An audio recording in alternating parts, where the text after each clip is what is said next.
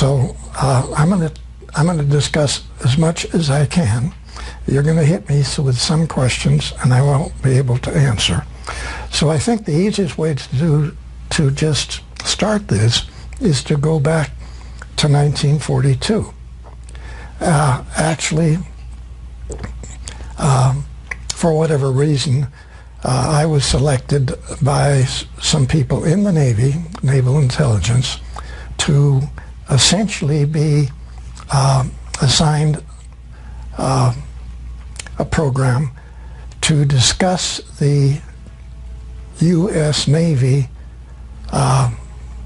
secret space operators who have been operating in Germany, trying to understand the tremendously complicated agreement between the SS and the Draco reptilian group who were assisting Germany. So this had actually gotten started much earlier with a very lovely young lady in Germany who was contacted by Nordic people to essentially get her friends to develop the necessary requirements to build a large space transport, get their friends and the family to join into this, and essentially leave the planet and go to another star's planetary system. And this is Maria Orsic. That's correct. And so she actually was doing this from like the late 20s, 1930s. And it ended up in the studies that I got involved in with the information from the operatives, Navy operatives, coming back from Germany into Admiral Ricobata's secret conference room at the top building, Naval Air Station San Diego. He's commander, Naval Air Station San Diego, but he has a hobby, okay?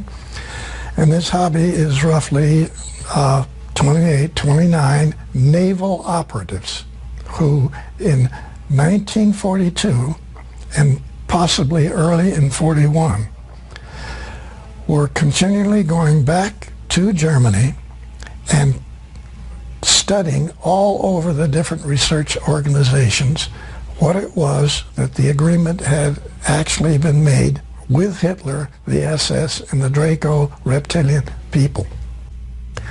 The war's still on, but this young lady that we're talking about had been contacted by Nordic people to help her get an organization together with a great deal of extraterrestrial assistance to design a propulsion system, design a vehicle large enough to carry 40,000, 50,000 people, get in this vehicle and leave the planet.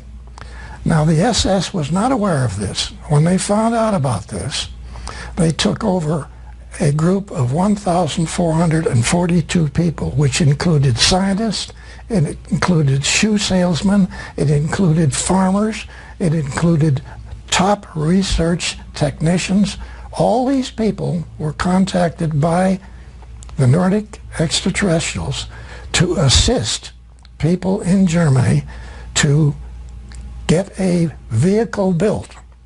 So now we have a whole lot of civilians, nothing to do with the military, and with absolutely no desire to have the military involved in this extraterrestrial event. Okay? Real important. When the SS found out what they were doing, they took over everything that she had structured and organized, all 1,443 people. They had been hawking their farms. They had been getting everything they could possibly get in the way of money to design and build massive size spacecraft transports. That's not what the SS wanted. So they took over this facility and they jumped in and grabbed everything. After only 2 months, Hitler made the decision, let her and her organization go ahead with what they're doing. We're going to be working with the Draco reptilian group. So now we have two groups that we can get, and we can cut into them anytime we want. We can take it over again anytime that it was necessary. So actually, they allowed the second time for this group to design and build these spacecraft transports, with which many of them later on, even during the war and after the war, to leave the planet. Some of them went out and came back. They actually had large facilities that they utilized as in underground facilities in Antarctica. The Draco reptilian people had two enormous caverns, and I don't want to get off into that subject now. We can talk about it later. But there are caverns all over this planet which different extraterrestrial civilizations have been using, yes, okay, for thousands of years. Mm-hmm. The Admiral's aide would wake me up, sleeping in my barracks. He tapped me on the shoulder, and all he said was, "He's here." He escorted me across the facility over to this tall building, which is the command center at Naval Air Station San Diego. There's a small office near the top of this.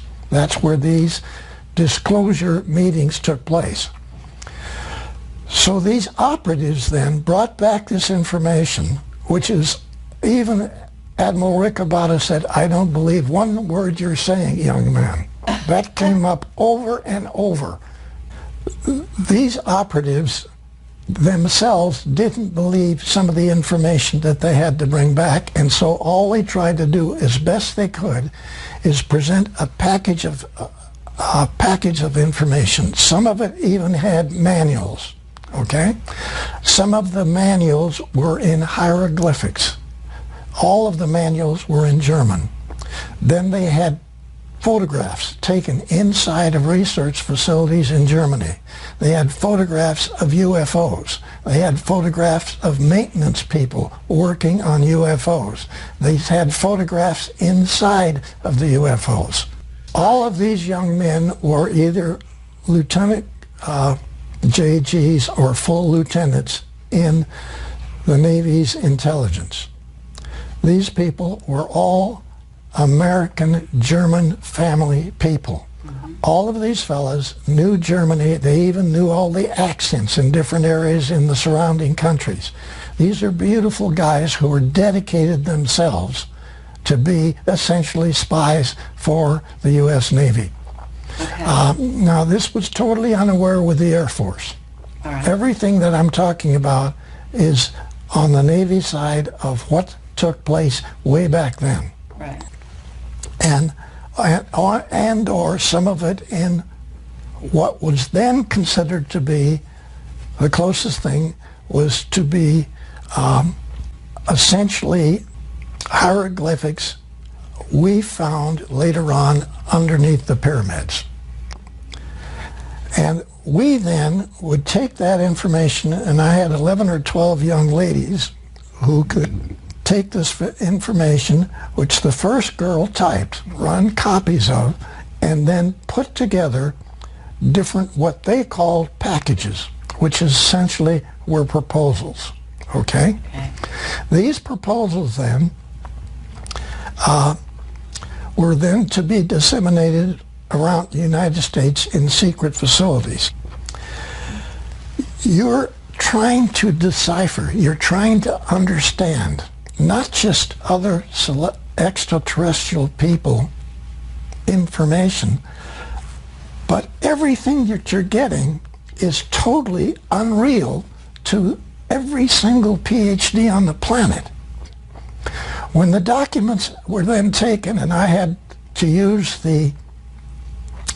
one of the two airplanes that Admiral Ricobata had. He had a twin-engine Lockheed Electra, which we used to fly back in the eastern part of the country to laboratories and naval bases. And then he had a 7-passenger high-wing single-engine plane which we flew to Douglas and to into Lockheed, out on the desert, to the Navy facilities out there. So we put together rough information, and I want to try to explain what that information was. All it consisted of was a typed version of what the operative said, copies of that.